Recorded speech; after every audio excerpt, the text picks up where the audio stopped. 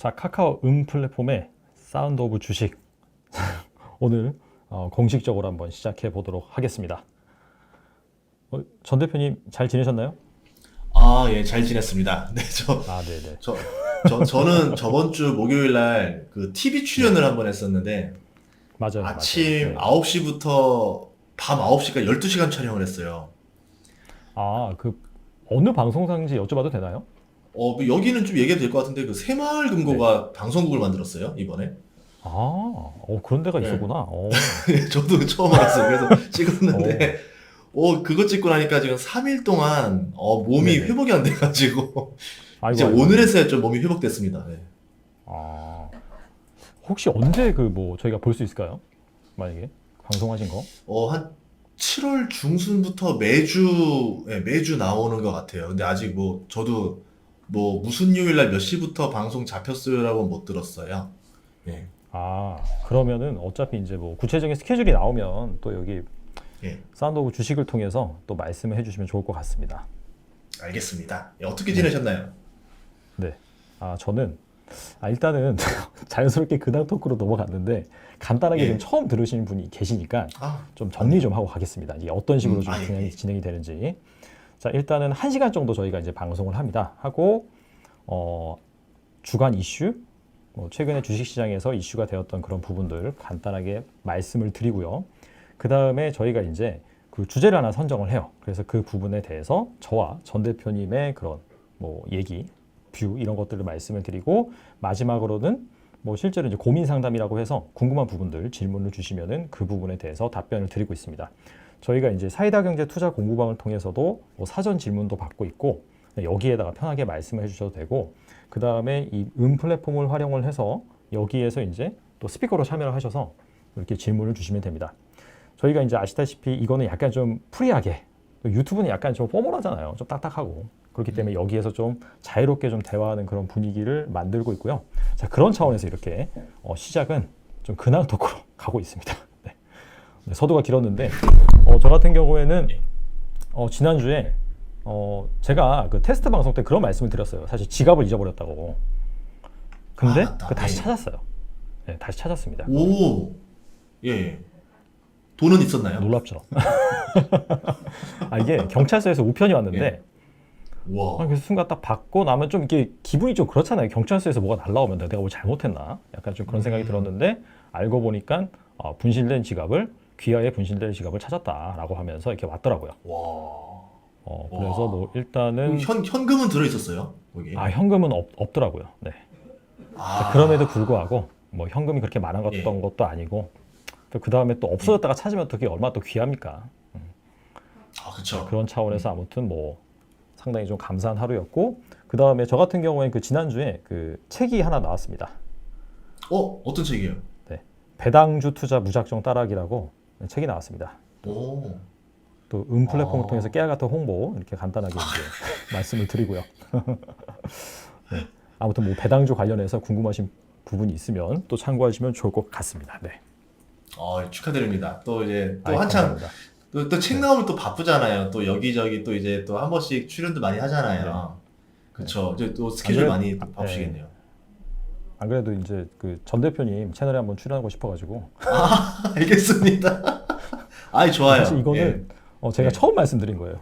일부러 약간 진짜 좀 그러니까요. 예. 거절 못하게 제가 일부러 여기서 말씀을 드리는 거고.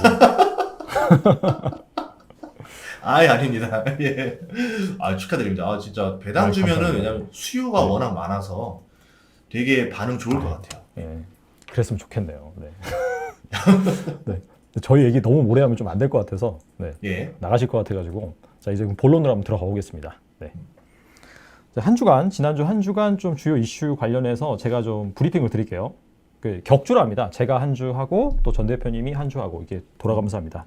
이번 주에는 이제 제가 순서고요. 일단 매크로 이슈부터 말씀드리면 지난 2일에 미국에서 많은 투자자들이 기대하고 있는 경제 지표가 발표가 됐는데 6월 비농업 부문 고용 이 부분에 대한 수치가 발표가 됐는데 85만 명을 기록을 했고 예상치가 70만 6천 명이었어요. 근데 이걸 이제 상회를 했다라고 해서 나왔고요. 그 다음에 여행업, 식당, 레저, 접객업 부문에서 고용이 확대됐다고 합니다. 즉 이 코로나로 인해서 닫혀져 있던 그런 다양한 비즈니스들이 리오프닝 관점에서 다시 이제 활개를 치고 있다라는 부분이 뭐 데이터로 증명이 됐고요. 그 다음에 또 실업률 데이터도 발표가 됐는데 5.9%로 나왔어요. 근데 월가 예상치가 5.6%였거든요. 근데 이제 실업률 같은 경우에는 아무래도 예상치보다 좀 안 좋게 나온 거죠. 근데 그럼에도 불구하고 이게 발표가 된 다음에 국채 금리가 하락을 하면서 시장은 상당히 양호하게 끝났습니다. 그래서 이런 것들을 보면은 이게 사실 뭐 긍정적인 부분과 부정적인 부분이 같이 이제 공존을 하고 있는데 그럼에도 불구하고 시장은 약간 좀 오를 만한 그런 이유를 더 찾는 것이 아닌가 좀 그런 생각이 들더라고요. 근데 이게 사실 지금 시장에서 좀 우려하고 있는 부분이 뭐 테이퍼링, 그 다음에 예상보다 빠른 금리 인상 이런 부분이어서 사실 이게 경제 지표가 상당히 잘 나와버리면 오히려 부담이 될 수 있거든요. 근데 아무튼 그런 관점에서 뭐 하나는 잘 나오고 하나는 약간 좀 애매하게 나왔는데 그런 관점에서 시장 같은 경우에는 일단은 오를 만한 이유를 좀 더 찾은 것 같다라고 이제 보여지고요. 예. 그 다음에 이제 또 다른 이슈 말씀드리면 또 투자자들의 간담을 좀 서늘하게 하는 이슈가 있었죠. 바로 SK 이노베이션의 분할 이슈가 분할 검토 이슈가 있었어요. 분할 검토 이슈. 정확하게 말씀드리면 사실 이게 메인은 예. 아니에요. 7월 1일 날 스토리 데이라고 하죠.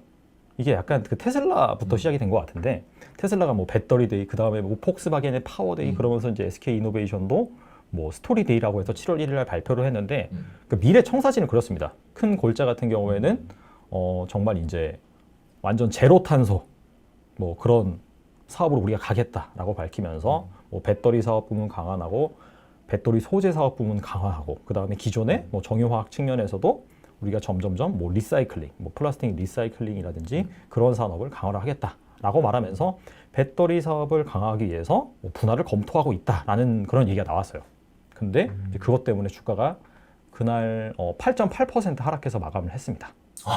자, 그래서 SK 이노베이션 주가가 한참 올랐었거든요. 그쵸. 예. 그리고 이제 그 크게 기억하실런지 모르겠는데 며칠 전에 JP 모건에서 SK 이노베이션 목표 주가 40만 원 그 보고서를 내놨었어요. 그리고 나서 막 외국계 매수세 몰렸는데 또 얼마 지나지 않아서 맞아요. 갑자기 분할을 뭐 검토하고 있다라고 하는 얘기가 나오면서 갑자기 폭락을 하는 그러한 상황이 좀 연출이 됐습니다. 이게 상당히 투자자들이 이 분할 이슈에 민감한 것 같아요. 작년부터 보면은. 그래서 뭐. 근데 또 그렇게 보니까 또 네네. 타이밍이 아닌가 싶기도 하고 또 어떤 타이밍이요? 이때다. 오히려 이때다. 왜냐면 진짜 수급이 들어오고 있었거든요. 그래서 SK 이노베이션 이제 날라간다 이랬었는데 또 갑자기 또 이런 얘기로 떨어지니까 어떻게 보면은 이게 타이밍인가 아닌가 되게 또 고민하는 투자들이 있을 것 같아요. 그렇죠, 사실 이게 이제 기회냐 아니면 뭐 팔아야 되냐 예. 그런 부분에 대해서 고민하는 뭐 그런 상황이죠, 사실. 네, 맞습니다. 그래서 뭐 그 다음날 이제 애널리스트 리포트 보면 뭐 사실 예상했던 바이긴 한데 뭐 분할에 대한 우려가 과도하다. 분할을 한다 하더라도 뭐 장기적인 기업 가치는 올라갈 수 있다. 뭐 그런 얘기들이었어요. 그리고 나서 지금 그런 스토리 데이가 발표하고 나서 지금 한 이틀 영업일 기준으로는 그 정도 지났는데 이틀 연속 오르긴 했어요. 근데 이제 오름폭이 상당히 미미합니다. 그래서 그 시장에서는 아직도 좀 이 부분에 대해서 좀 리스크다라고 이제 생각하는 부분이 있는 것 같고 이게 이제 작년에 LG화학이 또 그런 이슈가 있었잖아요. 있었죠. 네. 그리고 나서 좀 한 달 반, 2달 정도 좀 주가가 부진하다가 그 다음에는 이제 좀 말아 올려서 뭐 100만 원까지 가긴 했는데 SK 이노베이션 같은 경우에는 과연 어떤 흐름을 보여줄지 뭐 한번 주목해보는 건 좋은 것 같습니다. 네. 네. 그리고 나서 또 어떤 이슈가 있었냐면 이게 그 분기가 끝나고 나서 그 다음 분기의 초에는 그 우리나라에서 가장 큰 손이 있죠. 국민연금. 그 국민연금이 그 지난 분기에 매매한 내역을 한꺼번에 공시를 해요, 이게. 예. 그래서 특례 적용 전문 투자자라고 해서 원래 그냥 일반 기관 같은 경우에는 한 달치를 몰아서 공시하게 해주거든요. 그 신규 보유한 거 말고 지분이 좀 변동한 거에 한해서. 근데 국민연금 같은 경우에는 워낙 큰 손이기 때문에 특례를 좀 많이 봐줍니다. 그래서 아예 한 분기치를 몰아서 이렇게 이제 공시를 하게 해주는데 새로 취득한 것도 다 그냥 한꺼번에 공시를 하기에 편의를 봐주고 있습니다. 그래서 제가 뭐 정리를 해보니까 그 135개 종목을 매매를 했는데 그 중에서 새로 즉 5% 이상 신규 취득한 종목이 21개고 이 종목들의 좀 성격을 분석을 해보니까 리오프닝이라고 하죠. 이 코로나를 벗어나면서 다시금 재개가 되는 비즈니스 모델이 그런 주식이랑 경기 민감주 비중이 한 60% 이상이더라고요. 그리고 성장주라고 분류되어 있는 건 한 20% 이상? 그래서 확실히 국민연금이 그 지난 분기에 뭔가 매매한 종목들을 보면 이 코로나에서 벗어나면서 기저효과가 기대되는 사실 경기 민감주 같은 경우에도 그 침체되어 있던 경기가 이제 코로나 벗어나면서 활성화되면서 막 좋아지는 그런 업종이잖아요. 그래서 어떻게 보면 큰 틀에서 보면 이 리오프닝이랑 경기 민감이랑 같이 볼 수 있을 것 같은데 아무튼 간에 이쪽에 좀 많이 이제 베팅을 하는 모습이고 그래서 제가 기억나는 종목들을 좀 간단하게 말씀을 드리면 뭐 엔터 3사가 다 들어있어요. 하이브 제외하고 SM, 뭐 YG 엔터, JYP. 근데 사실 그 종목도 너무 많이 올라서 좀 그렇긴 한데 그리고 뭐 진에어 있고 그 다음에 뭐 모두 투어 있고 예. 뭐 대부분 좀 그런 종목들을 2분기에 뭐 새로 취득하긴 했고 그 다음에 이제 성장주 중에서 좀 본다라고 한다면 그 바이오랑 친환경 쪽 그쪽을 좀 취득을 했습니다. 보니까 그러면서 뭐 그 친환경 쪽에서 본다면 뭐 에코프로 HN 뭐 그런 종목도 두산 퓨얼셀. 예. 근데 이게 그 올해 들어서 작년에 사실 친환경이 좀 많이 오르긴 했는데 올해 들어서 주가를 보면 사실 별 재미 없거든요. 작년에 너무 많이 오른 좀 기저효과 맞아요. 그런 예. 부분이 있기 때문에 그래서 약간 근데 아시다시피 뭐 수소라든지 뭐 2차 전지 이런 쪽은 이게 뭐 1년 하고 끝날 그럴 테마가 아니잖아요. 네, 그렇죠. 그러다 보니까 좀 장기적인 관점에서 지금 좀 눌림목이 좀 형성되어 있을 때 좀 담은 것이 아니냐 뭐 이렇게 해석을 해볼 수 있을 것 같아요. 네. 그럼 어떻게 보면은 이제 국민연금의 판단은 경기 회복에 베팅이 들어간 거네요. 그러면. 그렇죠. 큰 틀에서 보면. 예. 코로나 근데 이게 끝날 약간 것 주의할 점이 같다는 있어요. 거고. 예. 예. 주의할 점이 뭐냐면은 2분기에 이제 매매한 내역을 공시한 거기 때문에 지금은 팔고 있을 수도 있어요, 사실. 그렇죠. 예. 그래서 이게 무조건 뭐 2분기에 샀다 그래서 앞으로 좋냐 그렇게 생각하시면 큰일 나고 뭐 아시다시피 그 HTS에서 보면 연기금 수급이 잡히잖아요. 예. 예. 그래서 그런 것들을 좀 참고하시면서 접근하시는 게 중요할 것 같고 근데 이제 문제는 갑자기 이제 6월 말부터 델타 변이 이게 이슈가 좀 커져서 네. 그래서 그렇죠. 이게 약간 좀 회복이 지금 지연이 되고 있긴 하죠. 네. 저는 또 델타 변이가 의외로, 그러니까 우리 지금 제 생각에는 델타 변이 때문에 잠깐 브레이크를 걸었잖아요, 경기에. 그래서 그쵸. 오히려 또 금리 인상을 해야 되는 타이밍인데 또 델타 변이가 잠깐 홀딩을 시켜놓은 게 아닌가. 그래서 어떻게 보면 지수가 요새 또 최고치를 찍고 있잖아요, 나스닥부터 시작해서 보면은. 그래서 네. 이것 때문에 뭐 테이퍼링이나 금리 인상이 늦어질 거에 대한 기대감으로 또 오른 게 아닌가. 또 이렇게 역으로 한번 생각해 봤었거든요, 저는. 맞아요. 그래서 사실 그 아까 그 제 매크로 지표 말씀드린 실업률이 좀 높게 나왔다고 했잖아요. 예상치 상회. 예. 그것도 약간 좀 그런 맥락에서 좀 볼 수 있을 것 같아요. 경기 회복이 약간 좀 더뎌지나라는 관점에서 그러면 테이퍼링 좀 늦어지고 금리 인상 좀 늦어지지 않을까? 약간 좀 그런 빌미를 좀 찾았다 시장이 좀 그런 관점에서 시장은 최근에 좀 좋아지는 그런 모습을 보이고 있다라고 이제 볼 수가 있고. 근데 한편으로는 이게 최근에 너무 많이 올라가지고 예. 좀 약간 좀 리스크 관리를 할 때가 아닌가 그런 생각도 좀 들더라고요 개인적으로. 네. 저도 그래서 더 빨리 오르니까 저는 어떻게 보면 오르는 속도를 봤는데 빨리 오르는 게 제일 무섭더라고요. 급하게 오르면은 꼭 이제 좀 체하더라고요. 그쵸. 증시 같은 경우 보면. 예. 맞습니다. 차라리 좀 예. 네. 그래서 완만하게 주식은 천천히 가는 게 좋지 않을까 싶어요. 그러니까 이게 너무 가파르게 오르면은 또 조정받을 때 또 세게 맞거든요. 그런 부분이 있기 때문에. 그리고 이제 마지막 제가 또 준비한 이슈가 뭐냐면 그 청약 그 완전히 그냥 그 뭐라고 하죠? 역사에 유례가 없는 그런 청약 지금 대전이 시작이 되는데 원래 이게 약간 분산되려고 했어요. 근데 이제 크래프톤이 아시다시피 예. 좀 공모가 이게 좀 약간 논란이 있었죠. 예. 논란이 있었고 그 다음에 물론 이게 뭐 공모가 때문에 금감원이 다시 정정신고서를 내라 한 건 아닌데 모르죠. 사실 그 내막은 몰라요. 하지만 아무튼간에 크래프톤이 이제 공모가 제출을 했고 증권신고서를 냈고 근데 금감원이 이제 일단은 좀 그 배틀그라운드 하나 그게 너무 좀 리스크 요인이다라고 하면서 다시 한번 좀 정정을 해라라고 하면서 자연스럽게 공모가도 낮아지면서 그 다음에 청약일이 8월 그 초로 밀렸습니다. 예. 그러면서 카카오뱅크가 이제 청약일 기준으로 26일, 27일 진행을 하고 그 다음에 크래프톤이 8월 2일, 3일, 그 다음에 카카오페이가 8월 4일, 5일 이런 식으로 이제 청약이 진행이 돼요. 그러면서 오. 이제 역대급 대어들이 지금 한 군데 네. 몰려 있거든요. 근데 안 좋은 게 네, 네. 이러면 청약하려면 청약 대금을 많이 집어넣어야 그래도 많이 받잖아요. 그러면 많이 봤죠. 네. 7월 달에 사람들이 주식을 매각해서 현찰을 또 확보하려는 게 아닐까. 또 7월 증시에 또 그렇죠. 악재로 볼 수도 있겠네요. 그러면. 그러니까 지금 증시가 좀 많이 오른 예. 상황에서 예. 아시다시피 이렇게 자금을 빨아들이는 블랙홀 이벤트가 있단 말이에요. 예. 네. 물론 이게 뭐 청약만 전문적으로 하시는 분도 계시고 또 청약을 안 하고 그냥 일반 주식만 하고 계신 분도 계신데, 근데 이제 이런 대여가 나타나면은 일반 주식만 하시는 분들 같은 경우에도 이 청약 쪽으로 갈 수가 있거든요. 근데 이게 지금 보면은 그 가장 최근에 대여라고 평가받았던 SKIT 같은 경우에는 공모 규모가 2조 2천억이었어요. 근데 여기에 이제 거의 한 90조 가까이 몰렸거든요.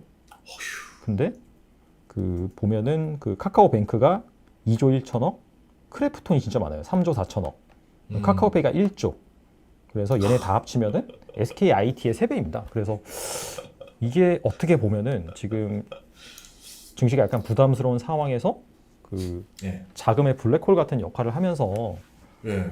좀 리스크로 작용할 수 있지 않을까? 좀 그런 생각도 좀 해봅니다. 개인적으로. 진짜 저도 좀 걱정이 들어요. 이게 좀 분산됐으면 모르겠는데 이렇게까지 하면 순간적으로 자금을 얼마나 빨아들일지 몰라서. 그렇죠. 그리고 예. 또 모여 있어요. 네, 모여 있어가지고. 예. 그리고 이제 크래프톤에 참여한 사람은 사실상 카카오페이는 참여하기 힘듭니다. 이게 이제 청약을 참여하고 나서 이게 증거금이 반환이 돼야 되는데 그 텀을 주지 않고 바로 이제 그 카카오페이가 청약을 하기 때문에 아마 이제 투자자 입장에서는 양자택일을 해야 되는 뭐 그런 상황에 올 것 같습니다. 네. 이런 경험 해보신 적 있으세요? 혹시 동시청약 같은 경우를? 아, 근데 이렇게 대여 같은 경우에는 저도 처음 봐요. 보통 이런 게 한 1년에 한 두세 번? 예. 많으면 한 두세 번? 그러면서 이제 분산돼서 나와요. 자기네들도 예. 알죠, 사실. 그 좀 예. 분산돼서 나오는 게 좋다는 게 아는데 이게 뭐 자의반 타의반 이게 크래프톤의 이제 그 정정신고서 이게 금감원에서 요구를 하면서 자연스럽게 이게 겹치게 된 거거든요. 예. 그래서 아무튼 요것도 좀 포인트가 될 수 있지 않을까 뭐 생각을 하고 또 개인적으로 이거 청약도 한번 참여해 보시면 좋을 것 같아요. 안 하신 분들 같은 경우에도 이게 왜냐면 이제 그쵸. 중동 제 배정 생각에도. 네, 그쵸. 배정 정책 그게 바뀌어가지고 이게 뭐 한 줄 이상은 받을 수 있을 것 같거든요. 제가 봤을 때 예. 돈 조금만 넣어도. 음. 그래서 뭐 선택의 문제이긴 한데 뭐 이쪽을 약간 피하는 것도 방법이지 않을까 생각을 합니다. 네. 예전에 제가 동시청약 한번 해봤던 적이 있었는데 아파트는 그런 경우가 있어요. 일부러 아, 좀 청약률을 떨어뜨리려고 좀 네. 지정하나 봐요. 그래서 대형, 그러니까 사람들이 굉장히 환호하는 아파트가 두 개가 동시에 청약을 진행하면 아파트에 대한 서비스 얘기 드리자면은 이런 경우가 있어요. 그 두 개 단지 동시에 다 써도 돼요. 그런데 두 개가 다 붙으면 탈락이에요. 그러니까 하나만 붙으면 상관없어요. 두 개를 써도. 예. 그래서 아파트 청약 같은 경우는 가끔 물어보시는 분이 있는데 두 개가 동시에 하는데 어떻게 해야 되나요? 했을 때 둘 다 써도 상관은 없다. 근데 둘 다 붙으면 탈락이다. 예, 이거는 이제 알고 들어가시면 좋을 것 같습니다. 예. 완전히 그냥 초행운화 같은 경우에는 오히려 안 좋을 수가 있는 거네요, 그게. 그쵸. 실제로 주변에 그런 사람도 있었어요. 자기가 어느 정도 럭키가인지 판단해 보시고 이제 하시면 될 것 같습니다. 그 부분은. 네. 예. 네, 아무튼 제가 준비한 뭐 이번 주 시장 브리핑은 한 이 정도로 하면 될 것 같고요. 워낙 좀 굵직굵직한 이슈가 많아가지고, 네, 아무튼 뭐 이렇게 준비를 해봤습니다. 그러면 이 중에서 네. 주제를 하나 뽑아서 좀 집중적으로 얘기하면 좋을 것 같은데, 네네네. 제 생각에는 게임이 좀 오늘도 주가가 많이 올랐더라고요. 게임주들이. 네, 맞아요. 네, 맞아요. 네. 예, 그래서 게임주 이야기 좀 하면 어떨까 하는데 괜찮을까요? 네, 괜찮습니다. 네. 예. 그러면 그 게임주에 대해서 왜 이렇게 부각이 됐는지 그 배경부터 말씀드리는 게 좋을 것 같아요. 그래서 제가 이제 간단하게 좀 설명을 드리겠습니다. 일단은 그 시작은 그 펄어비스가 그 신호탄을 터뜨렸습니다. 6월 29일 날 그 검은 사막 모바일 중국 시장 판호 획득 소식 이게 이제 전해지면서 뭐 장중에 엄청나게 올랐죠. 뭐 종가 기준으로도 한 20% 상승을 했고 그 뒤로도 계속해서 이제 상승을 했습니다. 그래서 그 이전 대비 현재 주가 수준을 보면 거의 한 35% 정도 상승을 했죠. 그러면서 뭐 거의 코스닥 시총 상당히 지금 상위권에 자리하고 있는 그런 모습이더라고요. 그래서 그게 이제 아시다시피 이게 정말 예전으로 거슬러 올라가면 이 사드 이슈부터 시작을 합니다. 아, 이게 사드 이슈 때문에 사실상 우리나라 그런 기업들의 대중국 뭐 제품이라든지 뭐 서비스 이런 것들이 다 막혔잖아요. 그러면서 예.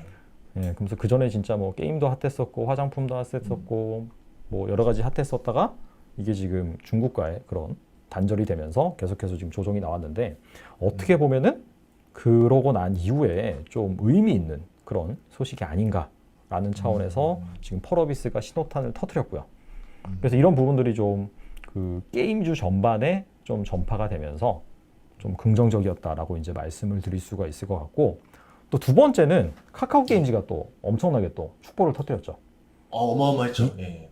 네, 근데 이거는 사실 그 중국 판호 이슈는 아닙니다. 카카오 게임즈가 야심차게 출시한 오딘이라는 게임이 그 한국 뭐 구글 플레이라든지 그다음에 애플 앱스토어 이쪽 부문에서 그 매출 1위를 차지하는 바람에 뭐 주가가 진짜 뭐 무슨 테마주처럼 엄청나게 올랐습니다. 그래서 그 부분이 뭐 지금 예. 그 게임주의 뭔가 그 온기를 좀 불러일으키는 그런 요인이 되고 있습니다. 오딘이 그 지금 뭐 서버를 막 좀 증설하고 있다고 매출 1위다 막 이런 얘기가 들리던데 네네. 지금 그 혹시 뭐 게임 그 좀 들어보셨어요? 네. 오딘 게임 지금 분위기 어떤지? 일단은 제가 TV나 유튜브를 보면 계속 나와요, 광고가. 아, 계속 나오고. 예. 그리고 이게 아시다시피 이게 북유럽 신화잖아요, 오딘. 뭐 오딘 오. 나오고 뭐 토르 나오고 뭐 무슨 그게 이제 뭐 마블 그런 영웅들에서 이제 또 오딘도 나오고 뭐 토르 나오고 하는데 그래서 약간 좀 그런 북유럽 감성 이런 것들을 좀 가미를 해서 만든 거고 이제 그 얘기는 뭐냐면 나중에 뭐 당연히 글로벌적으로도 확장을 하겠죠. 뭐 그런 부분이 있는데 일단은 지금 한국에서만 지금 오픈을 했고 이게 이제 개볼루션 사이트라고 해서 이게 이제 그 게임별 매출 순위 확인하는 사이트가 있습니다. 예. 그래서 제가 이제 최근에 확인을 했는데 제가 바로 전에 확인을 했는데 애플 앱스토어 매출 1위, 구글 플레이 스토어 매출 1위예요. 여전히. 네. 어, 그래서 그런 부분이 아무래도 이게 계속해서 뭔가 이 카카오 게임즈의 주가를 견인하는 요인이 아닐까라고 이제 생각을 하고요. 그래서 이제 중요한 거는 그 뭐 투자 관점에서는 지금 뭐 이렇게 뭐 카카오 게임즈나 펄어비스를 들어가도 되느냐 뭐 이런 부분이 궁금할 수가 있는데 아직 좀 부각받지 않은 그런 게임주들 있잖아요. 그쵸. 그런 게임주에도 좀 온기가 들 수 있을까? 좀 그런 부분을 생각해 볼 필요가 있는 것 같은데 그 일단은 그 중국 판호 이쪽이 어떻게 보면 그 게임주들의 그 멀티플이라고 하죠. 어차피 그 주가가 이제 EPS 곱하기 PR이 이제 멀티플이라고 볼 수 있는데 그런 부분을 좀 높일 수 있는 요인이 아닐까. 약간 시장에서는 좀 그 부분에 좀 주목을 하고 있는 것 같아요. 그래서 그 좀 중국 판호가 추가적으로 열릴 수 있는 그런 종목들이 뭐가 있을까라고 해서 뭐 여기저기 정리한 자료가 있어서 제가 좀 간단하게 말씀을 드릴게요. 예. 일단 위메이드 같은 경우에는 그 미래의 전설로 유명한 그런 회사인데 이게 미래의 전설 2가 중국에서 엄청나게 지금 그 잘 나갔었나 봐요, 예전에. 그래서 이 기네스북에도 올랐다고 합니다. 그 동시 접속자 수가 80만 명. 와. 그런 타이틀을 가지고 있는데 이제 미르4가 올해 이제 중국에 출시 계획이 있다고 합니다. 그래서 만약에 이제 여기도 중국에 이제 뭐 오픈이 된다라고 한다면 모멘텀을 받을 수 있을 것이다라고 하는 그런 부분이 있고요. 그 다음에 뭐 게임 대형주 중에서는 NC소프트, 뭐 넷마블 그쵸. 이런 기업들이 있는데 여기도 이제 블레이드 앤 소울, 뭐 리니지, 레드나이츠 이런 것들을 이미 예전부터 신청을 했는데 계속 판호가 안 나오는 거예요. 그래서 뭐 이런 부분에 있어서도 뭐 추가적으로 좀 기대해 볼 수 있을 것 같다 얘기가 나오고 있고 넷마블 같은 경우에는 텐센트가 사실 그 그쵸. 3대 주주로 있습니다. 예. 그래서 이제 그런 부분이 있기 때문에 이런 부분도 좀 포인트가 될 수 있을 것 같고 마지막으로 웹젠이라고 해서 이 기업은 좀 뮤라는 그런 MMORPG IP를 보유하고 있는 기업인데 이게 또 이제 중국에서 좀 잘 나간다라고 합니다. 근데 사실 이게 이제 뮤 IP를 활용을 해서 예전에 뭐 영효 대천사, 전민기적 이런 것들이 이제 흥행한 그런 레퍼런스가 있나 봐요. 그래서 또 이런 부분 역시 웹젠 입장에서는 부각받지 않을까 뭐 그런 식으로 얘기가 나오고 있더라고요. 예. 저는 그 생각을 해봤었어요. 그래서 그 어디지? 최근에 그 회사 네네네. 위메이드라는 데가 게임을 지금 뭐 개발하고 있는데 그게 이제 NFT를 결제하게 만들겠다. 아, 예, 그래서 NFT 관련주로도 한창 올랐었거든요. 위메이드가 그때. 그랬었다가 근데 이제 이 게임이 NFT 형식으로 넘어가게 되면은 이런 말을 하더라고요. 우리가 이제 화폐 쪽인데 소모를 시켜줘야 되는데 가장 좋은 데 네. 중에 하나가 게임이다. 이제 그래서 그렇죠. NFT를 결제가 되게 되면은 이제 이 음. 가치는 되게 재밌어진다라고 했고 위메이드가 지금 그 뉴스가 나와 있더라고요. 그래서 저는 저만 알고 있는 정보인 줄 알았는데 뉴스에 이미 있어가지고 아 네네네. 그렇구나라고 했어요. 근데 이런 형태로 보면 또 게임의 하나의 진화가 될 것 같기도 하고 또 NFT라든가 또 화폐 가상화폐 쪽이 중국 네. 쪽 사람들도 굉장히 좋아하더라고요. 이런 쪽 투자하는 거를. 음. 그래서 제가 봤을 때는 요런 쪽도 한번 나중에 어떻게 진행될지도 한번 잘 지켜보는 것도 괜찮을 것 같아요. 네, 말씀을 잘 해주셨는데 전 개인적으로 사실 게임주가 성장주라고 생각하지는 않아요. 그러니까 그 뭔가 게임이 신규 게임이 나왔을 때 그 이슈에 따라서 지금 많이 좀 주가가 움직이고 그런 부분이 있는데 근데 향후에 이제 게임의 그런 그 미래 비전 중에서 성장 포인트를 꼽는다면 방금 말씀해주신 그런 NFT 그게 이제 사실 어떻게 보면 메타버스라는 플랫폼 안에서 뭔가 그 아이템들에 대한 경제성을 부여할 수 있는 되게 그런 중요한 포인트라고 생각을 하거든요. 음, 그래서 그 게임주 중에서 특히나 이제 이 메타버스 관점에서 잘 녹아들고 그 다음에 이 NFT랑 잘 결부를 시키면 확실히 이게 뭔가 비즈니스가 커질 수 있다라는 생각이 들더라고요. 저도 옛날에 게임을 되게 많이 했어요, 사실. 많이 하면서 아, 어떤 게임 그 하셨어요? 예. 저는 예. 그 월드 오브 워크래프트 했어요, 예전에. 와우라고 하죠, 아, 줄여가지고 블리자드에서 만든 거. 제가 예. 이제 군대 가기 예. 전까지 열심히 했고 그다음부터는 이제 안 하긴 했는데 그 전에는 엄청나게 했거든요, 오. 제가. 막 공대장도 하고 그랬어요, 그때 완전 빠져가지고. 저는 사실 그때 이미 메타버스를 누렸었죠, 그때. 그 상황에서. 아무튼 뭐 제 자랑은 아니고 어떻게 보면 흑역사긴 한데 아무튼 간에 이제 거기서 뭐 게임 아이템 이런 게 되게 중요하거든요. 막상 해보면은 그걸 가지고 있으면 그쵸. 정말 막 예. 뭐 전투력도 올라가고 뭐 사람들의 어떻게 보면 선망의 대상도 되고 근데 이거를 사실상 그 게임 아이템에다가 자산적인 가치를 부여해서 거래할 수 있게 만드는 게 NFT거든요. 예. 그래서 그게 만약에 활성화된다라고 하면 확실히 이게 그 거래 시장 규모 이것도 커질 수가 있고 제가 이거는 이제 관련 법안을 찾아봤는데 아직까진 그 게임에서 나오는 아이템을 자산으로 인식을 안 해줘요, 그냥. 음, 예를 들어서 뭐 그냥 뭐 리니지에서 뭐 A라는 그런 아이템이 있는데 그 사람이 이제 뭐 예를 들어서 뭐 이렇게 막 사냥을 하다가 얻거나 아니면 누구한테 샀어요. 근데 법적으로 그 사람의 소유가 아닌 거예요, 그냥 게임 아이템인 거지. 근데 만약에 이게 이제 관련 법률이 바뀌고 실제로 그 NFT가 이제 논 펑저블 토큰이라고 해서 대체 불가능한 토큰이라고 해서 결과적으로 이 디지털 그런 뭐 자산 아이템 그런 거에다가 이건 누구다라고 해서 이제 명확하게 이제 명시를 해놓는 거잖아요. 예. 그래서 이제 그 부분이 된다. 그래서 그 부분이 만약에 뭐 서로 거래가 된다라고 한다면 제 생각에는 그거와 관련해서 상당히 좀 큰 시장이 열리지 않을까 그렇게 생각을 합니다. 예. 네. 그럼 그리고 추가적으로 예. 네. 예. 카카오 게임즈 같은 경우도 요새 네. 인기가 있는데, 즉, 이 게임즈 투자할 때는 그 요령 중에 하나를 얘기하자면, 저도 옛날에 게임을 좋아해서 기회를 한번 놓쳐본 적이 있었는데, 블레이드 소울 게임 아세요? 예전에? 예, 많이 들어봤어요. 예. 예, 그 10년 전인가 유행했던 게임 같은데, 그때 그 친구 중에 완전 게임 광이 있어요. 왜냐면 맨날 갇혀서 게임만 하는 친구가 있었는데, 저한테 제가 그때 옛날에 무슨, 그랬어요. 네. 예, 무슨 게임 회사 주식을 사라는 거예요. 그래서, 아니, 그걸 왜 사냐고 그랬더니, 이게 곧 나올 건데 중국 쪽에서 지금 엄청나게 열광하고 있다. 이제 곧 이게 어, 이제 게임이 출시되고 나면은 이거 대박 날 거다. 그래서 그 회사 주식을 사라고 했어요. 근데 제가 게임주에 관심이 1도 없던 사람이어가지고 관심이 네. 없었죠. 근데 이제 그리고 나서 주가를 봤더니 아이고야 엄청 올랐더라고요. 그래서 그거 보면서 어, 게임은 역시 해본 사람이 안다. 게임주는. 맞아요. 네. 예. 그래서 이번에 나왔다는 그 카카오 게임즈 그 게임도 오딘도 한번 음, 해보시고 나서 결정하는 것도 나쁘지 않을 것 같아요. 왜냐면 그냥 음, 이름빨로 가는 걸 수도 있는 거고 해봐야지만 이거 오래 갈 게임이다 아닐 게임이다 게임 해보신 분들은 아니까. 그리고 음, 제가 최근에 들은 얘기로는 그런 말이 있었어요. 그 우리 닌자 씨들 리니지 아저씨들이 네네네. 이제 그 리니지에 대한 상당한 배신감을 느끼고 지금 오딘으로 음, 넘어간 거다. 이제 그런 말도 있고. 아, 그런 또 속사정이 있군요. 예, 그래서 이제 게임주는 정말 게임을 해보지 않고서는 알 수가 없다. 그래서 저도 요새 게임 끄는 지 좀 오래돼가지고 들어갈라 해도 좀 두렵습니다. 해봐야 아니까. 원래 뭐 하셨어요? 그러면?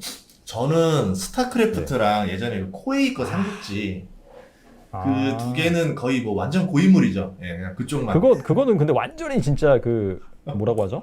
예, 진짜 어렸을 때 나왔던 게임 아닌가요, 그건? 그쵸. 이제 그 게임을 너무 오래 했어요. 그래서 예전에 제가 프로게이머 선발전까지 나간 적이 있었어요. 스타크래프트로는. 그런데 와, 이야. 떨어졌죠. 근데 정말 잘 대단하네. 떨어졌던 게 그때 제가 떨어지지 않았으면 저는 여태까지 제가 게임 잘하는 줄 알았을 것 같아요. 그래서 아, 깔끔하게 포기해준 그 대회가 너무 고맙습니다. 솔직히. 어떻게 보면 진로 결정에 그 상당히 중대한 역할을 하는 그런 대회였겠네요. 엄청 했죠. 왜냐면 제가 고3 때 선발전 나갔었거든요. 그때.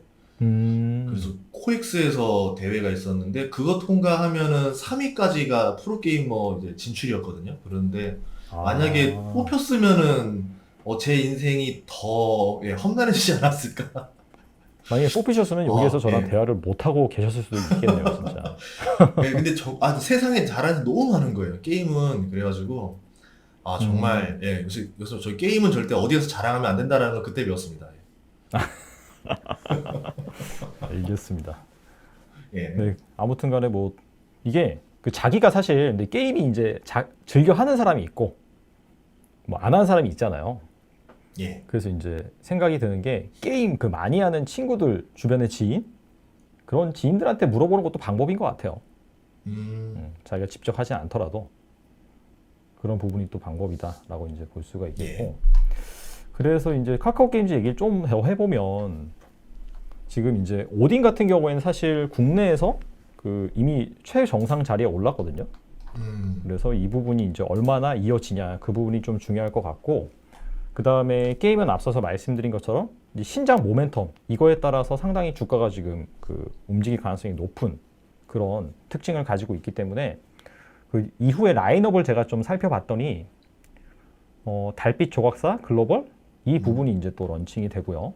뭐 예. 3분기에는 영원내기 글로벌, 그 다음에 월드 플리퍼 글로벌, 그리고 4분기에는 엘리용 북미 유럽 이쪽이 또 런칭이 되고, 그 다음에 지금 현재 이 카카오 게임즈의 주가를 들어 올렸던 오딘 이게 이제 대만에도 런칭이 된다라고 합니다.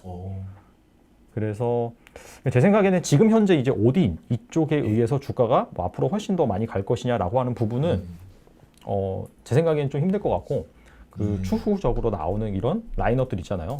예. 그런 라인업들이 얼마나 잘 또 이제 선전을 하는지, 뭐 기대치 이상 나오는지 그 부분에 따라서 좀 주가가 형성되지 않을까, 뭐 개인적으로는 생각을 해봅니다. 예. 게임주 같은 경우는 저는 원래 가치주라고 생각하는 게임주가 하나 있었는데, 네, 어떤 거였냐면, NC소프트 주가 보시면, 네. 10년 동안 주가가 이렇게 꾸준히 오르는 게임주도 처음 봤어요, 정말. 제가 이게 10년째 주가는 본 적이 없네요. 2014년에 이 주식이 12만 원이었거든요. 네네. 근데 지금 주가가 이제 그때 저번에 한 100만 원을 찍었다가 지금 내려와서 82만 원이긴 한데, 어떻게 보면은 주식이 7년 만에 7배 이상 상승한 거잖아요. 그래서 와, 게임주 정말 괜찮다고 생각했는데 또 다른 게임주들을 봤더니 이렇게 장기간 꾸준히 상승하는 게임 주식들이 잘 또 없더라고요, 생각보다. 이게 이제 뭐 여러 가지 이유가 있겠는데, 일단은 신작이 꾸준히 잘 출시가 됐느냐 그 부분이 잘 중요할 것 같고, 근데 이게 재밌는 게 게임주가요, 자세히 보면은 앞서서 이제 말씀하신 것처럼 가치주 성격이 상당히 좀 강한 것 같은 그런 기분도 들어요. 왜냐면은 그 앞서 어떤 기업이었죠? 웹젠 이제 뮤 IP를 보유하고 있다라고 했는데, 이게 사실 정말 제가 어렸을 때 거의 한 20 몇 년 전에, 한 30년 전은 아닌 것 같고 20 몇 년 전에 막 유행했던 그런 게임이거든요. 근데 그게 아직도 먹히고 있다는 거. 뭐 아시다시피 이제 뭐 NC소프트 같은 경우에 리니지도 마찬가지잖아요. 예, 제가 맞죠. 거의 한 중학교 때인가 그때 막 나온 게임인데, 뭐 이걸 베이스로 계속해서 이제 리니지 뭐 2도 나오고 뭐 레드라이츠도 나오고 하는데, 이런 것들이 계속해서 지금 그 지금까지도 플레이가 되고 매출을 발생시키는 거 보면 그런 부분에 있어서 게임주는 정말 좀 가치주적인 성격도 좀 가지고 있다. 어떻게 보면 잘 하나 잘 만들어 놓으면은 계속해서 매출을 발생시킬 수 있는 어떻게 보면 약간 음식료랑 좀 비슷한 것 같아요. 그런 부분에 있어서 보면. 그래서 저도 게임주 하나 잘 고르면은 또 이거 또 괜찮은 투자가 될 수도 있겠다라는 거를 NC소프트 보고 느껴서 또 근데 게임주 NC소프트가 또 그거 있었잖아요. 닌저씨들의 또 이제 그 난을 일으켰잖아요. 정말 그거 보면서 맞아요. 게임주는 이게 리스크가 정말 다른 주식과 완전 다르구나 이거. 엔터주랑 느낌이 비슷한 느낌도 나요, 솔직히. 약간 그런 것도 있죠. 아무래도 그쵸. 게임이 예. 그 연예인이 될 수 있고 그 연예인의 흥행도가 게임의 예. 흥행도가 될 수도 있고 그렇죠. 예. 또 그래서 질문 하나 뭐- 주셨는데 컴투스 예. 네네네. 컴투스가 예. 지금 많이 안 좋은데 앞으로 예. 어떨까요? 오늘 좀 오르긴 했는데 일단 컴투스가 주가가 최근에 별로 안 좋긴 해요. 그죠? 예. 안 좋긴 하고 그래서 자사주를 2번인가 취득을 한 걸로 알고 있어요.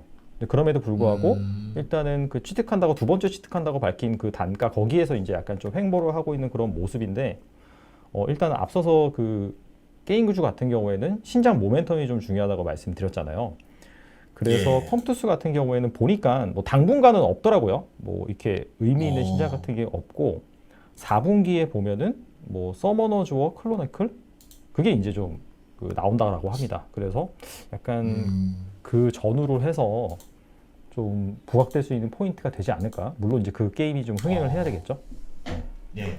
아니, 공식이 진짜 그 연애 엔터주랑 거의 비슷하네요. 왜냐면 이제 연예인이 이번에 언제 복귀한다, 이번에 아이돌이 뭐 이번 신작 앨범이 네네. 나온다, 이때 또 기대감으로 주가가 오르잖아요, 엔터주들이.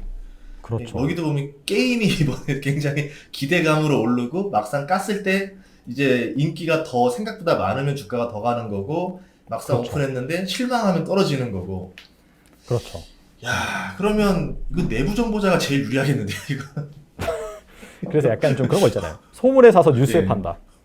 그런 그러니까요. 것들이 좀 잘 통하는 게 좀 게임인 것 같은데 근데 이제 요번에 펄어비스나 뭐 카카오 게임즈 같은 경우에는 아예 그냥 기대감이 없다가 갑자기 이제 빵 예. 터진 그런 스타일이어가지고 특히나 이제 아. 주가 상승률이 상당히 좀 많이 나왔다라고 생각을 하고 이제 그런 관점에서 아마 투자자들의 시선이 자연스럽게 그 다음 타자는 누구지?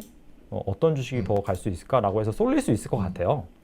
그래서 예. 이제 그런 차원에서 뭐 제2의 그런 뭐 펄어비스나 뭐 카카오 게임즈가 될 만한 그런 기업들을 좀 찾아보는 것도 뭐 좋지 않을까 개인적으로 예. 생각을 합니다. 저는 한 3년 뒤? 3년 뒤를 보면은 어떤 걸 생각해 보냐면 제가 오늘 유튜브 영상 찍은 것 중에 하나 AR 글래스를 찍었거든요. AR 글래스. 예, AR 글래스를 끼고 골프를 치면 어떨까라는 생각을 해본 거예요. 괜찮겠네요, 굉장히 재밌겠더라고요. 그래서 AR 글래스랑 골프랑 게임의 만남이 되면 되게 재밌겠다라는 생각을 해봤었어요. 그래서 골프 게임이 지금은 이제 우리가 이제 저기 뭐지 실내 어디라고 하죠? 실내 골프존을 골프장, 뭐라고 네. 부르죠? 골프존. 예, 골프존. 네. 그 골프 사이버 시뮬레이터? 골프장. 거기에서 많이 치잖아요. 근데 그렇죠, 그런 네. 걸 치다 보면은 그 뭔가 조금 이 안에서만 노니까 재미가 없는데 만약에 AR 글래스를 끼게 되면 실내인데 실내인 것처럼 느껴지지가 않는 거죠. 정말 내가 진짜 이 골프장에 온 것처럼 칠 거니까 그때는 골프를 어떻게 게임화한다던가 골프를 어떻게 좀 뭔가를 SNS화 한다던가 이렇게 될 수 있을 것 같아서 나중에 약간 게임이랑 살짝 조금 빗나가긴 했는데 골프존도 괜찮지 않을까 싶었었어요. 근데 방금 말씀하신 건 3년이 아니라 더 빨리 가능할 것 같은데요. 뭔가 딱 들어보니까. 더 빨리요? 예. 네, 더 빨리 가능할 것 예, 같아요. 그래서 그러면은 뭐 관심주로 한번 등록을 해놓겠습니다. 예, 알겠습니다. 괜찮은 것 같아요. 저는 그럼 갔다 와볼게요. 네. 내일 모레쯤에서 한번 갔다 와보고 진짜. 어떤지. 한번 제안 좀 해주세요. 제가 한번 골프를 쳐봐야지 알 것 같아요. 예. 아무튼간에 뭐 AR 그쪽 말씀해 주셨는데 그게 이제 큰 틀에서 보면 메타버스잖아요. 그렇죠. 예. 그래서 저는 그 약간 게임주의 장기 투자 아이디어 그 부분에 있어서는 약간 그 메타버스 거기에 결부시켜서 생각하면 좋을 것 같아요. 네. 예. 뭐 그런 차원에서 아까 말씀드린 그 NFT 이것도 결부시킬 수 있을 것 같고 그래서 지금은 사실 그 게임주가 이슈주긴 하지만 그 메타버스랑 잘 연합이 된다라고 한다면 약간 성장주 그런 쪽으로도 갈 수 있지 예. 않을까? 그렇게 이제 개인적으로 생각을 하고 또 그런 차원에서 또 연계가 되는 게 또 엔터준 것 같아요. 또 어떻게 보면 자연스럽게 이 메타버스라는 큰 틀 안에서 예. 하나의 큰 뭐 콘텐츠라고 이제 표현을 하잖아요. 그래서 약간 좀 그런 식으로도 길게 본다면 접근해보는 것도 뭐 괜찮을 것 같습니다. 네. 그리고 카카오는 게임 플랫폼을 가지고 있잖아요. 네네. 근데 네이버는 플랫폼이 없죠. 게임 플랫폼이. 아, 그쵸. 옛날에 사실상 그 한 예. 게임 그걸 했다가 이제 분사를 시켰죠. NHN 그 예, 분사하면서. 그러면서 사실상 완전 별도 법인이 됐기 때문에 그런 상황이 됐죠, 사실. 네. 예, 그래서 저도 메타버스 연결하면서 그 로블록스 같이 좀 네이버도 게임 플랫폼을 가져나가고 그 안에서 뭔가를 좀 만들어 나가면 카카오 게임즈보다 더 성장성 있는 무언가 열릴 것 같은데 아직 뭔가 네이버랑 너무 아까운 거예요. 그 플랫폼을 가지고 안 써먹고 있으니까 게임에. 그래서 좀 네이버에 들어갈 수 있는 게임들은 뭐가 없을까 이런 생각을 한번 해봤었어요. 이 네이버가 이제 뭐 메타버스라고 해서 제페토 그걸 좀 예전부터 도입해서 하고 있긴 하잖아요. 예. 그래서 이제 그 부분이 이제 어떻게 수익화를 할 수 있는지가 좀 관건인 것 같아요. 일단 트래픽은 좀 많이 나온다고 하더라고요. 또 제 주변에 있는 지인이 있는데 저보다 형님인데 그 딸들이 그 제페토를 가지고 엄청나게 뭐 이렇게 막 뭐 꾸미기도 하고 그 메타버스 세계에서 막 뭐 진짜 뭐 아이템도 사고 많이 활동을 하더라고요.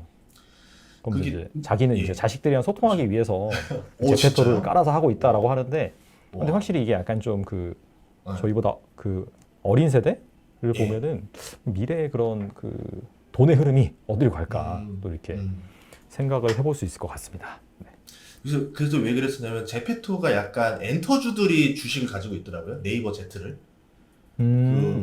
그래서 이제 봤더니 약간 한류, 케이팝이랑 연관된 게 제페토 느낌인 거예요. 그러니까 로블록스는 게임 기반인데 아, 제페토는 맞아요. 어떻게 보면 이제 그 엔터 기반인 거죠. 그렇죠. 그래서 좀 또 태생이 다르다 보니까 또 아까 말씀하신 대로 딸들은 들어와 있잖아요. 근데 네. 아들들 입장에서는 내가 여기 들어가서 할 게 없는 거예요, 이게. 어떻게 보면은 또 우리 남학생들이 게임 되게 좋아하거든요. 그래서 그쵸. 환장하죠. 네이버가 네. 좀 뭔가 게임 하나가 딱 터져야 되는데 또 이런 생각을 했었습니다. 차차 뭐 이렇게 준비하지 않을까 뭐 개인적으로 이제 예. 생각을 하고 그런 차원에서 이제 보면은 뭐 SM 지분 투자한다느니 뭐 이렇게 하면서 협업이 점점 가시화되고 있는 것 같아요. 예.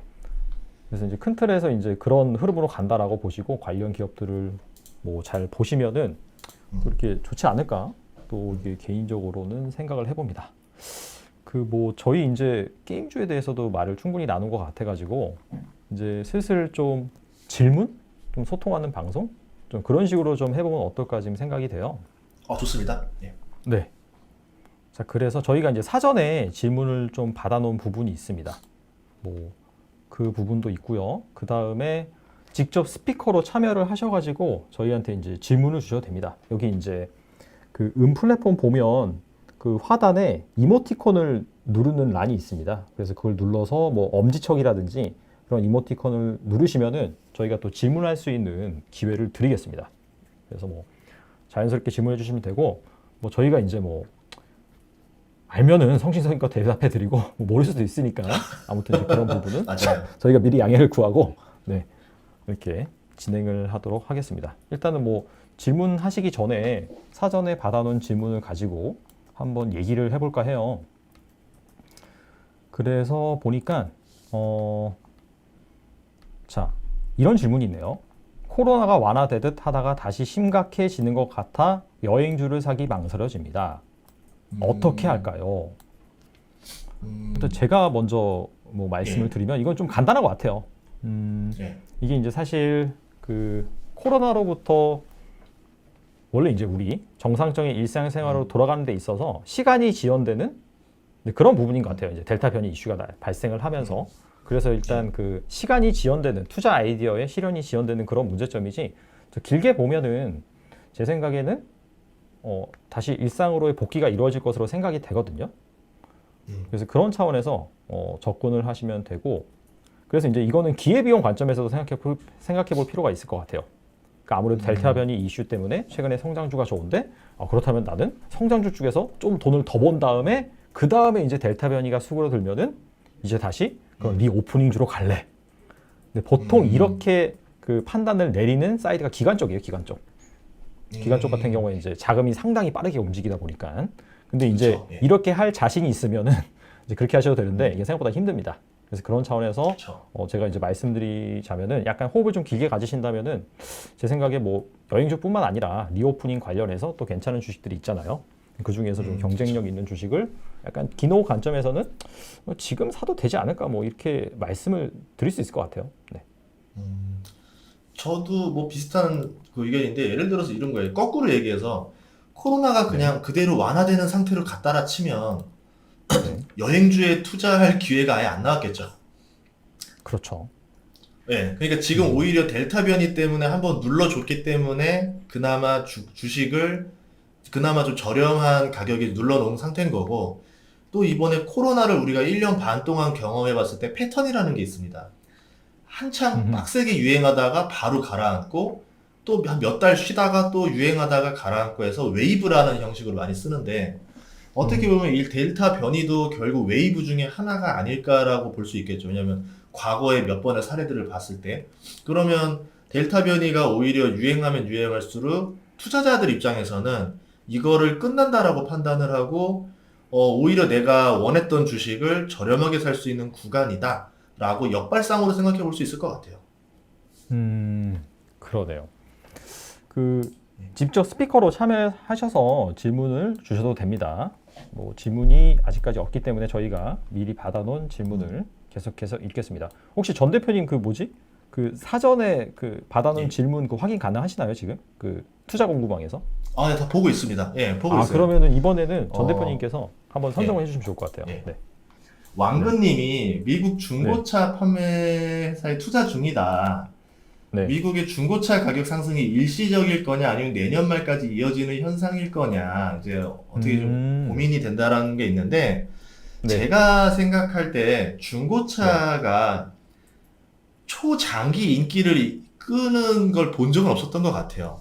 보통 계절적 성수기라던가 그 눌려있던 게 터졌을 때의 형식인데 아까 말했던 대로 코로나가 끝나가니까 내가 지금 실업수당 받았고 돈은 뭐 그러니까 앞으로 돈을 잘 벌 것 같진 않다라는 거죠. 막 새 차를 사서 할부를 48개월을 끊을 만큼 내가 자신 있는 상태는 아니에요. 중고차는 좀 적당히 좀 해볼 만할 것 같다라는 생각이 드는 거고 또 하나가 여기도 썸머랠리 시즌 그러니까 여름 휴가가 가기 직전이다 보니까 휴가 때까지는 그래도 중고차가 이제 극성수기거든요. 중고차도 그래서 원래 여름 전에는 사면 안 돼요. 제일 비쌀 때예요. 그래서 중고차 살려면 이제 겨울에 좀 비수기 때 사야 돼요. 원래. 제가 중고차를 7번 샀습니다. 그 스토리 나중에 한번 들으면 예. 재밌을 것 같은데. 예. 예, 그래서 제가 느꼈던 건 그거였던 거고, 지금 이제 자동차 반도체가 부족해서, 이제 맞아요. 그런 네. 중고차가 더 빨리 나온다, 이제 그런 수요까지 섞여 있기 때문에, 제가 봤을 때는 이거는 적당히 먹었으면, 예, 어느 정도 현금화하는 전략이 낫지 않을까, 뭐, 언제까지 갈지는 모르겠어요. 근데 이게 영원히 갈 건 아니라고 생각을 해요, 저는. 저도 그 방금 말씀해주신 부분의 마지막 부분 있잖아요. 그 가장 큰 거는 차량용 반도체 공급 이 이슈가 크다라고 생각을 하거든요. 그러니까 물론 이제 지금 경기가 좀 회복되면서 또 이제 미국에 사는 사람들이 뭐 지원금도 많이 받고 그 다음에 리오프닝 수혜도 늘리면서 이렇게 좀 구매하는 부분이 있는데 사실상 이 신차 쪽에서 지금 반도체 공급 부족 이슈가 워낙 커지다 보니까 좀 우리나라도 마찬가지인데 특정 인기 차종을 사기 위해서는 몇 개월 기다려야 된다 그러더라고요. 특히나 뭐 현대기아차 최근에 출시한 아이오닉 5, EV6 같은 경우에도 이게 지금 사전 계약은 엄청나게 많이 받아놨는데 이 출고가 제대로 안 된대요 지금. 그래서 뭐 아예 반도체가 많이 들어가는 옵션이 있잖아요. 그런 것들을 빼고 뭐 출고를 권하기도 하고. 그래서 일단 이 공급 사이드에서 좀 문제가 있는 것 같습니다. 그러다 보니까 자연스럽게 지금 차를 구매를 해야 되는데 신차 사기가 힘드니 아니면 오래 기다려야 되니까 중고차 쪽으로 쏠려서 그런 부분이 좀 많이 반영되지 않았나 생각을 하고 그 다음에 이제 자동차 애널리스트 분들의 좀 얘기를 들어보니까 하반기는 어느 정도 풀린다라고 하더라고요. 그런 차량용 반도체 공급 부족 이슈가. 그러면은 좀 중고차 가격 같은 경우에는 그거와 맞물려서 좀 자연스럽게 조정을 받지 않을까. 네, 그렇게 좀 생각을 해봅니다. 네. 예. 그러면은 여전히 또 이렇게 스피커로 질문 주시는 분이 안 계시네요. 이게 혹시 모르시는 건 아니겠죠?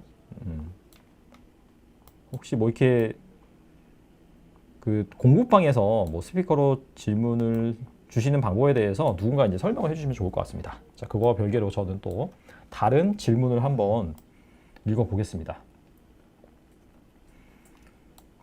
자, 1시간 전에 김재민님이 주신 질문인데 이 질문 좀 괜찮네요. 그 카카오뱅크 상장으로 인해서 기존 금융주주들에게는 어떤 영향이 있을까요? 네, 이 부분이 있습니다. 이거 좀 재밌는 이슈인 것 같아서 그러네요. 일단은 네, 제가 이제 말씀을 드리면 원래는 이제 좀 그런 거죠. 뭐냐면 원래는 그 비상장 기업 중에서 괜찮은 기업이 막 상장을 하면 같이 이제 동종 업계로 엮인 기업들이 부각이 됩니다. 그러면서 이제 그쵸? 같이 올라가는 그런 형국이 보이는데, 근데 이거는 좀 다르죠. 왜냐하면 이 카카오뱅크는 기존 그런 금융권, 은행들과 좀 경쟁 관계잖아요. 예. 특히나 어떻게 보면은 그 뭔가 핀테크로 대체되는 그런 와중에 좀 핵심 사업자가 등장하는 좀 그런 부분인 것 같아요. 그래서 좀 그런 효과는 좀 덜한 것 같고, 그 카카오뱅크 쓰세요? 전 대표님은? 거의 안 써요. 거의 안 아, 써요. 거의 안 쓰시는구나. 예. 저는 예전에 그 마이너스 통장 만들 때 한번 그때 계좌를 텄어요. 아, 그때 이제 카뱅 같은 경우에 약간 예. 그때 그 막 신규 그 마이너스 통장 오픈을 하면서 네. 혜택이 좀 좋았어요. 금리 더 싸고. 음, 그거를 인연으로 해서 계속 쓰고 있는데, 저는 예. 이제 뭐 투자 관점도 중요하겠지만 소비자 입장에서 한번 생각을 해보면 진짜 편해요, 그냥. 그쵸. 예. 네, 단순하게 진짜 편하고 뭐 결제하는 거라든지 뭐 송금하는 거라든지 그 다음에 뭐 대출 심사 받는 거라든지 너무 간편하다, 이게 유저 입장에서. 그래서 제 생각에는 이 IT 기기에 익숙한 세대들 같은 경우에는 이 카카오뱅크를 좀 떠나기 힘들지 않을까라고 이제 생각을 해서, 그럼에도 불구하고 진짜 그 자산가들이나 돈을 많이 가지고 계신 분들 같은 경우에는 최소한 40대 이상 50대 이후란 말이죠. 그래서 네. 그런 분들이 이제 카카오뱅크를 잘 이용할 것 같지는 않고, 그럼에도 불구하고 이게 이제 시간이 많이 지나면서 자연스럽게 좀 이 핀테크로 대표되고 있는 카카오뱅크의 점유율이 좀 커지지 않을까라고 이제 생각을 합니다.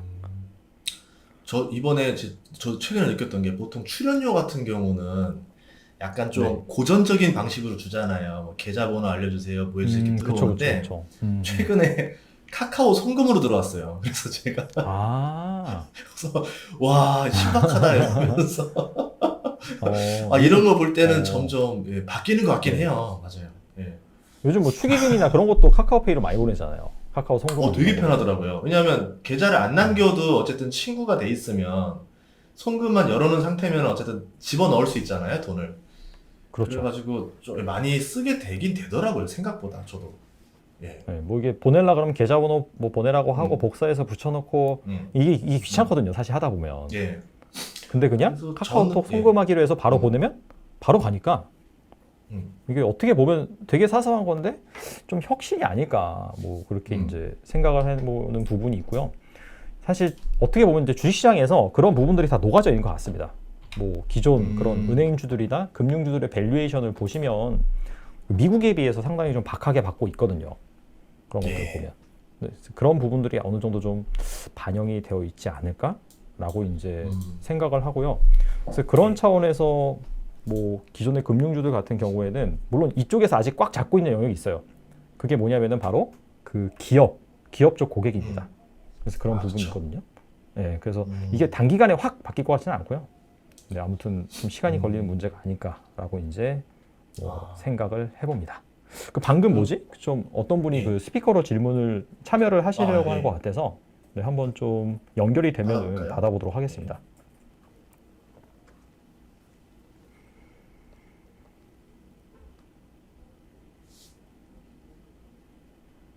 연결이 안 됐죠? 아, 연결이 안 된 것 같아요. 저희가 예. 타이밍을 잘 그러면, 맞췄어야 되는데. 예. 그 사이에 제 네. 의견도 얘기하자면, 그 금융주 네네네. 얘기, 옛날에 그런 적이 있었어요. 2007년에 주식할 때, 네. 키움증권이라는 게 등장을 했었어요. 아, 그때 처음 등장했구나.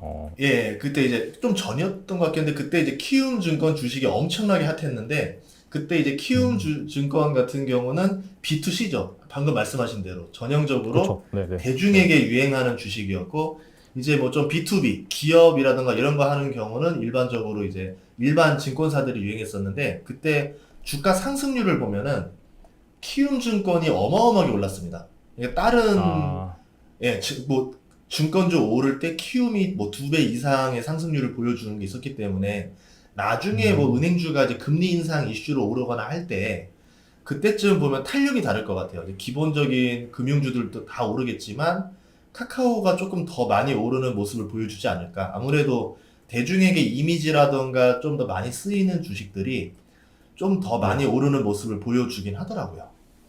음, 어떻게 보면은 정말 그 2000년대 그때 이제 키움증권의 예. 사례를 보고 어느 정도 이제 좀 네. 학습을 해볼 수가 있겠네요. 아, 이렇게 될 수도 있구나. 예. 뭐 그 정도로 이제 참고를 해볼 수 있을 것 같습니다. 네, 아무튼 뭐 카카오뱅크가 상장을 하면 또 주가가 어떻게 될지 좀 궁금하긴 합니다. 네, 지금 보니까 이제 예. 공모가가 얼마였죠? 한 3, 4만 원 정도 했던 것 같은데 그 정도인데 이제 예. 장외에서는 좀 높게 거래가 돼가지고 또 음. 어떤 퍼포먼스가 또 보일지 좀 궁금하고요. 그리고 이제 그 마지막으로 저희가 이제 시간이 거의 다 됐거든요. 57분이어서 그 예. 혹시 스피커로 질문 주실 분이 있으면은 그 질문에 답해 드리고 마무리 짓도록 하겠습니다.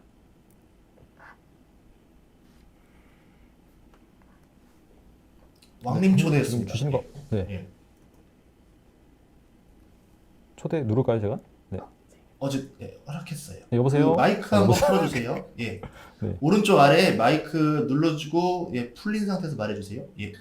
예, 지금 그 메타버스 관련해가지고 여러 가지 계속 관심도 쏟아지고 있는 상황인데, 네, 로블록스하고 특히 유니티 이 두 종목을 관심 있게 보고 있는 상황입니다.